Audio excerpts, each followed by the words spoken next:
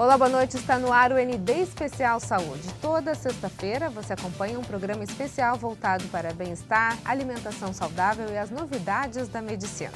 ND Especial Saúde. Oferecimento. Doutora Rose Marques Estética Dental. Fone 3289-4889. IACS. Novo serviço de vacinas na unidade Ana Costa. E Instituto Oftalmológico Acioli de Guzmão. Agende sua consulta pela internet ioag.com.br. E hoje eu recebo para um bate-papo o neurocirurgião Marcos Vinícius Serra. Boa noite, doutor. Seja muito bem-vindo. Muito boa noite. Prazer estar aqui com vocês. Vamos falar então sobre problemas na coluna. Acho que todo mundo tem, né? Ou conhece alguém que tenha? Vamos lá, é minha paixão. É isso que eu estudo há muito tempo e a gente vai passar um pouquinho da nossa experiência para vocês. Isso aí. O senhor é neurocirurgião e cirurgião de coluna. E quando a gente fala em problemas de coluna, o que vem à mente imediatamente é algo relacionado às dores. Que tipo de dor é preocupante e é necessário ser avaliada por um médico? Existem sinais de alerta nas patologias de coluna, que em inglês chamam-se red flags, que são sinais de alerta. Então, dor nas costas no período noturno, dor associada a emagrecimento, pode ser sinal de câncer, e dor com o trajeto de algum nervo específico. Então, se você tem uma dor nas costas, essa dor corre para a perna, esse é o momento de procurar o médico. Se você tem uma dor na cervical e essa dor corre para o braço e para a mão, esse é o momento de procurar o médico. Agora, o que pode ser considerado, doutor, uma dor crônica? Por definição, dor crônica é uma dor que persiste por mais de 90 dias. Então, se você tem um paciente com herpes, por exemplo, com aquela dor que o herpes causa no pós-infecção, e essa dor passa de 90 dias, a gente chama isso de neuralgia pós-herpética. Então, em termos de matemática, seriam 90 dias o corte para a gente poder falar em cronificação de dor, que nada mais é do que uma memorização da dor que o cérebro faz. E isso tem cura ou não? Tem cura. O segredo para a gente tratar a dor, seja ela aguda ou crônica, é a gente tratar a causa da dor. Então é muito importante que quando passe no seu médico, o seu médico consiga dar o diagnóstico. Só que para o médico conseguir dar o diagnóstico, ele precisa que o paciente passe todas as informações. Então não tenham vergonha de falar para o médico o que você está sentindo e quais os sintomas que você tem. Porque às vezes uma coisa que para você é boba, para o médico não é. E está ali a chave para o seu diagnóstico, consequentemente a chave para a cura da dor. Ou seja, tem que detalhar toda e qualquer dor, até o que parece o mais bobo possível. Exato, não existe bobeira nisso aí. E aí isso a gente está falando dessa dor neuropática? A dor neuropática, se a gente pegar o latim, né, neuro é neurônio e pática é doença. Então, quando a gente fala que a gente tem uma dor neuropática, é porque é uma dor por inflamação do nervo. Então, você pode ter uma dor neuropática por doenças metabólicas que a gente fala, diabetes, problema na tireoide, hipertensão arterial, tabagismo, alcoolismo. E você pode ter dor neuropática por causas compressivas, como a hérnia de disco. Então, a compressão do nervo gera uma inflamação e essa inflamação gera uma dor neuropática. Essa dor, ela é tratável? Sim, ela é tratável tanto do ponto de vista clínico, com medicações, como com reabilitação, fisioterapia, RPG, pilates, tanto quanto cirurgias. Ou para tirar a hérnia de disco que está apertando esse nervo, ou para modular. Hoje em dia a gente consegue colocar chip dentro da coluna, para que esse chip faça uma descarga elétrica e engane o cérebro sobre a dor. A dor é um fenômeno biopsicossocial. A gente às vezes tenta explicar isso, parece muito complexo, mas não é. Só que a dor só existe no momento em que você tem consciência da dor. Você pega um paciente esquizofrênico em surto, você pode botar ele numa camisa de força, dobrar o braço dele, tirar do lugar do braço e esse paciente não vai ter dor. Por quê? Porque a área do cérebro desse paciente que interpreta a dor está bloqueada. Então, como a informação não chega lá, ele não tem a dor. Ou seja, a dor só existe mediante consciência da dor. Então, aquilo que se fala, a dor é psicológica, é quase verdade. A dor, ela pode, por estresse, ela pode aumentar. Ela não é inventada, mas ela pode aumentar. Por quê? Tudo no cérebro ele é conduzido através de saltos que impulsos elétricos vão dando. Quando você está estressado, a gente libera uma série de substâncias nos neurônios que facilitam com que esse impulso elétrico vá passando até o cérebro. Então, a adrenalina, por exemplo, faz com que esse impulso chegue muito rápido, aumenta a sua dor. Tem outros hormônios, outras substâncias que fazem com que essa eletricidade seja conduzida em 110, não em 220. Vamos colocar assim. E aí o paciente sente menos dor. Então, mediante a tua emoção, alterações bioquímicas acontecem que podem fazer com que o neurônio interprete mais ou menos a dor. E aí, para equilibrar esse caminho aí, se a pessoa não sentir dor, aí existem medicamentos ou até um chip, é isso? Exato, exato. Tem medicamentos que mexem na parte líquida do neurônio, do líquido que banha o neurônio, e faz com que essa energia passe mais rápido ou mais devagar.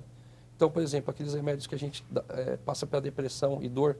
Nossa, eu fui no médico com dor e ele me passou um remédio para depressão. O médico está... Geralmente está ligado, né? Exato. Por que isso? Porque amitriptilina, clomipramina, imipramina, venlafaxina, todos esses antidepressivos, eles mudam a característica do neurônio, fazendo com que o impulso elétrico vá mais devagar para a área do cérebro que interpreta a dor.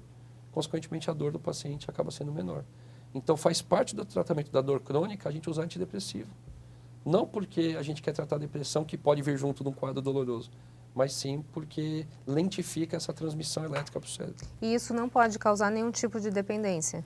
Dependendo da medicação, causa. Por isso que tem que ser sempre prescrito por um médico e acompanhado por um médico. Algo com muita responsabilidade, Exato. né, doutor? Porque às vezes as pessoas, querendo se livrar da dor de qualquer forma, acaba Se automedicando. Isso é se muito comum, automedicando, entrando Hoje buraco. nos Estados Unidos a gente tem um problema de saúde pública, né, com derivados da morfina. A quantidade de americanos dependentes de opioides é gigante. Então, a gente tem que tomar um cuidado para que aqui no Brasil a gente não tenha o mesmo fenômeno. Agora, aqui no Brasil, a morfina só com prescrição. Sim, sim. Lá fora não. Não, sempre é com prescrição. Mas o médico americano, ele prescrevia indiscriminadamente os derivados de morfina. E aqui no Brasil a gente ainda consegue ter um controle maior. Da prescrição médica, não é da venda. A venda é só sob receita, isso Sim. não tem jeito.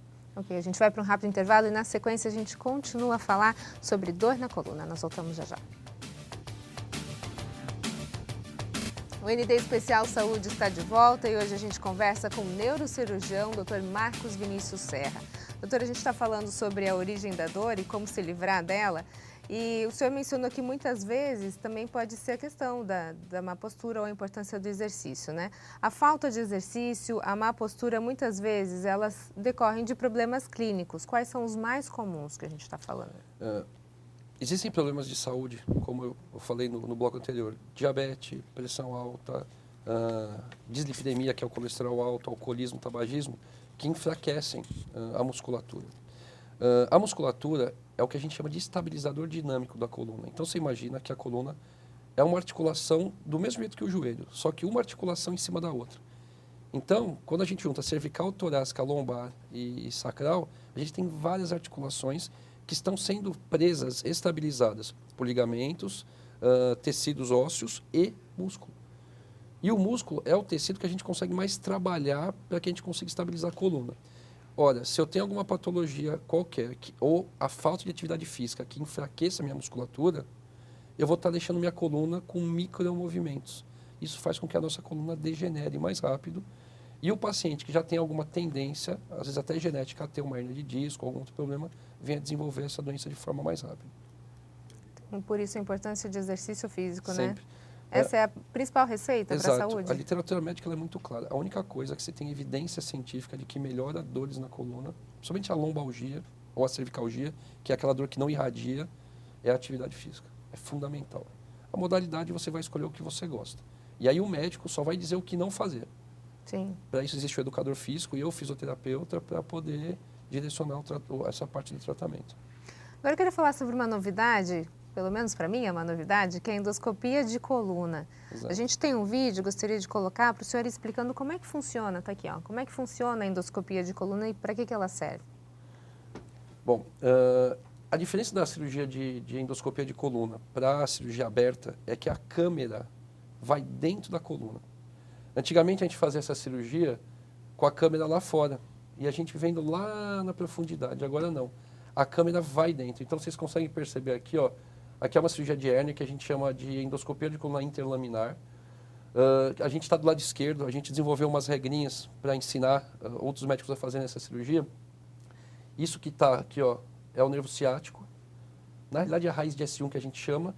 E mais para cima ali ao meio-dia ali na tela é onde estão todos os outros nervos. Então, o que é essa cirurgia? A gente faz um corte de 7 milímetros na pele, entra com um dilatador, entra com uma câmera, aquele tecido amarelo que está escrito caudal ali, ó, é um ligamento que chama ligamento amarelo, é o teto da coluna, e a gente abre isso e adentra na coluna. E o que tem de diferente essa cirurgia? A câmera está lá dentro. Então, eu estou muito próximo de onde eu estou trabalhando. Uma coisa é eu estar trabalhando, olhando aqui e mexendo aqui. A outra coisa é eu trabalhar com a estrutura na minha cara. Ficar muito mais próximo, muito mais preciso, muito mais seguro. Grande parte dessas cirurgias a gente consegue fazer com o paciente acordado. Então, é um tipo de anestesia que chama sedação consciente. O paciente fica com uma medicação que deixa ele dormindo e se ele tiver dor, a gente consegue estimular e ele referir, está doendo, não está doendo. E, por vezes, o paciente, esse branquinho que está saindo aí é a hérnia, tá? É o disco. O que parece aí, doutor? Parece que tem um ventinho, o que é isso? Essa cirurgia é feita sob soro. Então, você tem uma entrada e uma saída de soro que faz com que as estruturas que são soltas aí dentro fiquem balançando como se fosse uma bandeira. Tá? Então, isso já é o final da cirurgia, na realidade. Esse nervo que é o de S1, que forma o ciático, a gente consegue ver que esse nervo está solto. No começo da cirurgia, eu não consigo empurrar o nervo para um lado e para o outro. Ele está preso e tem disco atrás. Então, é uma cirurgia que me fascina e hoje eu viajo o Brasil e o mundo disseminando a técnica. O que pode ser tratado via endoscópica? Que tipo de tratamento a gente pode ter? No bloco anterior, quando eu falei da dor neuropática, uma das causas de dor neuropática é a hérnia de disco. Então, o que é a hérnia de disco? A gente recebe muito paciente no consultório assim, doutor, eu tenho 5 hérnias, eu tenho 6 hérnias. Hérnia é quando a caixinha, que é o disco intervertebral, que é um amortecedor, estoura. Se essa caixinha fizer uma barriguinha, a gente chama isso de protusão. Quando essa caixinha estoura e a gelatina que está dentro vaza, a gente chama de hérnia. Só que essa caixinha é essa parte branca aqui do vídeo. Então, na hora que isso estoura, isso empurra o nervo e pinça o nervo de encontro ao osso. O que é a cirurgia? Eu faço um buraquinho e tiro a parte do disco que está extrusa, que está para fora. Tá?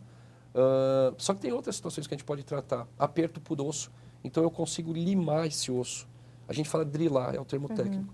Como se fosse uma buraquinha de dentista, a gente entra na coluna com essa câmera e faz um buraco e deixa o nervo solto. Tem alguns cistos que a gente consegue tratar. Infecção no disco da coluna, que chama discite, também a gente consegue tratar. Então, assim, a gama de patologias que a gente está conseguindo tratar por vídeo é muito grande. A gente está com um fenômeno na cirurgia de coluna parecido com o que aconteceu na cirurgia abdominal. Hoje ninguém consegue imaginar uma cirurgia de vesícula aberta. Sim. Uma cirurgia de joelho aberta. E a coluna está caminhando para o mesmo caminho. E como é que está essa questão desse tipo de tratamento oferecido pela Agência Nacional de Saúde? Existe uma lista chamada ROL da ANS. A ANS é a Agência Nacional de Saúde. Então, ela determina quais são os procedimentos que os planos de saúde são obrigados a cobrir, a pagar. Dia 4 de dezembro agora, a gente está indo para o Rio de Janeiro, na ANS, fazer a defesa para o governo desse procedimento para que ele passe, a partir do ano que vem, a ser de cobertura obrigatória, tanto no SUS quanto no serviço privado. Isso vai economizar? Exato. O custo dessa cirurgia é muito inferior ao da cirurgia tradicional. Deixar bem claro uma coisa, a cirurgia tradicional vai continuar existindo. Tá? Isso aqui é mais uma opção. Né? Isso aqui não é definitivo. Então, vai ter paciente que vai precisar de parafuso, vai ter paciente que vai precisar da cirurgia aberta e vai ter paciente que vai precisar desse tipo de cirurgia. Eu acho que a gente tem que deixar isso muito claro, né? Porque uma técnica não vai substituir a outra. Na realidade, é mais uma opção. Uma opção, mas seria a primeira opção, talvez? Dependendo do caso. Para mim, hoje, sim. Por quê? O paciente tem uma incisão muito pequena, vai embora para casa no mesmo dia. Tem suas complicações, como todo procedimento, mas a taxa, os estudos recentes mostram que são menores.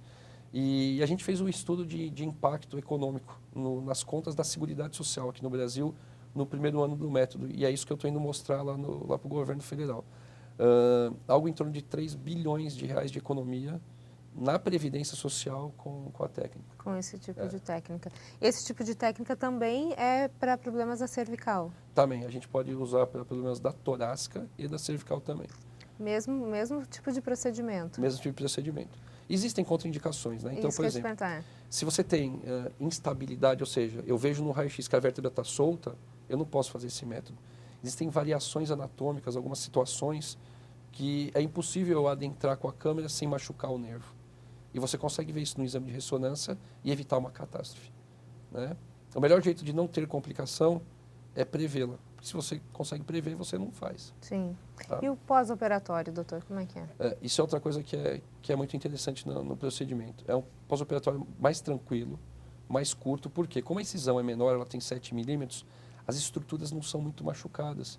Então o paciente, em geral, vai para casa no mesmo dia, volta a trabalhar entre 15 e 30 dias, dependendo da profissão que ele exerce. Consequentemente, fica afastado menos tempo, consequentemente, precisa menos do dinheiro do governo, consequentemente, economiza dinheiro para o governo federal.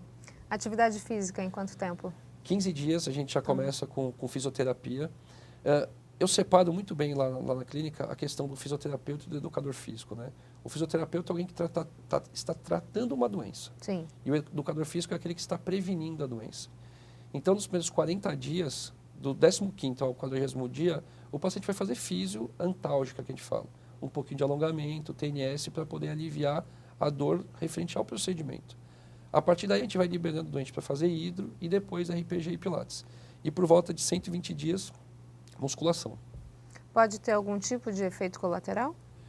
Toda cirurgia tem, né? A gente pode ter lesão de nervo, ou seja, perder a força do pé, perder a força da perna. Alteração de sensibilidade, a perna ficar dormente em pós-operatório de coluna é bem comum. E pode ter lesão de um envoltório, de um saco que cobre os nervos e vaza água. Mas todas essas complicações, na hora que você compara com os outros métodos que existem, ou são iguais as complicações, ou até um pouco inferiores, devido ao trauma ser menor. Quer dizer, risco vai ter em qualquer procedimento, vai né? ter. Eu costumo brincar que o médico falar que o procedimento que ele faz não tem risco, ele tem algum problema psiquiátrico, ele tem que procurar outro profissional. Risco O paciente zero. tem que procurar outro profissional, porque aquele profissional não tem noção do que ele está fazendo. Risco existe sempre. Mas a gente se prepara para que a gente possa executar a coisa da melhor forma possível e sempre pensando no bem do paciente. Uma pessoa que apresenta várias situações ao longo da coluna, não um problema específico, ela pode resolver todos os problemas de uma só vez, numa cirurgia, ou é necessário ir aos poucos? Isso é outra coisa interessante em relação ao cérebro. O cérebro ele só funciona interpretando uma dor por vez. Então, às vezes, o paciente tem hérnia na coluna toda, mas é uma hérnia que está doendo. Então, acontece de você tirar aquela hérnia e meses depois outra hérnia vira a doer. Aí, no segundo momento, você vai e trata também. Ok, a gente vai para um rápido intervalo e, na sequência, a gente volta falando um pouquinho mais sobre saúde. Nós voltamos já. O ND Especial Saúde está de volta. O nosso assunto de hoje é dor na coluna e sobre isso eu converso com o neurocirurgião Dr. Marcos Vinícius Serra.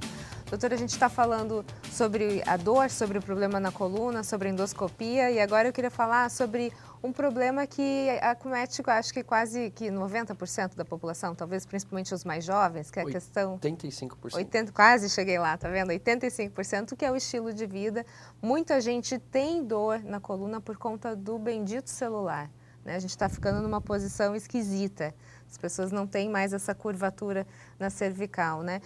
Esse estilo de vida está mudando? Está prejudicando a cervical? Sim, é um conjunto de duas coisas, né? A falta de atividade física associada à má postura está gerando alterações até anatômicas na coluna do ser humano, né? Só para vocês terem uma ideia, uma pessoa que está no celular com uma angulação de 60 graus da cabeça, isso equivale a 27 quilos serem colocados em cima da cabeça dessa pessoa. Então, além de você ter uma alteração na curvatura que chama lordose cervical, você também tem o peso da cabeça. Isso é física. Quanto mais angulado você tiver, mais peso a tua coluna está segurando. Então, o que é o ideal? É que nós utilizemos o celular olhando de frente o celular. Computador, a cadeira tem que ter uma altura de tal forma que o seu cotovelo fique apoiado e não levante o seu ombro, que você apoie o pulso numa munhequeira e que a tela do seu computador esteja na altura do seu olho.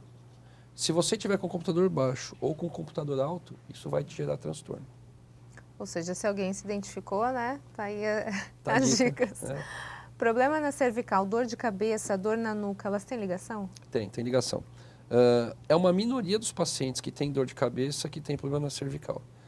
É uma causa incomum de dor de cabeça a patologias cervicais. A patologia mais comumente associada com dor cervical e dor de cabeça são disfunções da articulação temporomandibular, da ATM, que o bucomaxila é quem tem a expertise para tratar esses tipos de patologia. Mas, como essa musculatura aqui está toda interligada, problema na ATM pode dar dor de cabeça e na cervical. Hérnia na cervical pode dar dor de cabeça, enfim.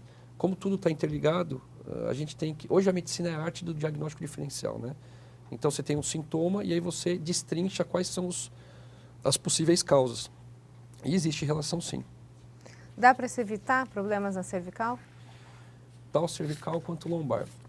Façam atividade física. Esse é o segredo.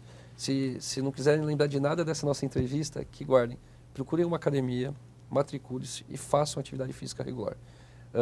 O melhor jeito de você evitar problemas de coluna ou tratar dos problemas de coluna é com atividade física. Mesmo a endoscopia de coluna que a gente falou durante bastante tempo aqui, ela é um degrau no tratamento. Ela só é algo que a gente usa para aliviar a dor e possibilitar que o paciente faça atividade física. Portanto, exercício. Ok, doutor, muito obrigada pelas suas informações. Sucesso aí na sua Tá, Joia, empreitada. muito obrigado para você e para todos os telespectadores. O ND fica por aqui, uma ótima noite para você. Fique agora com o Jornal da Band, um bom final de semana. A gente se vê na segunda-feira. Até lá.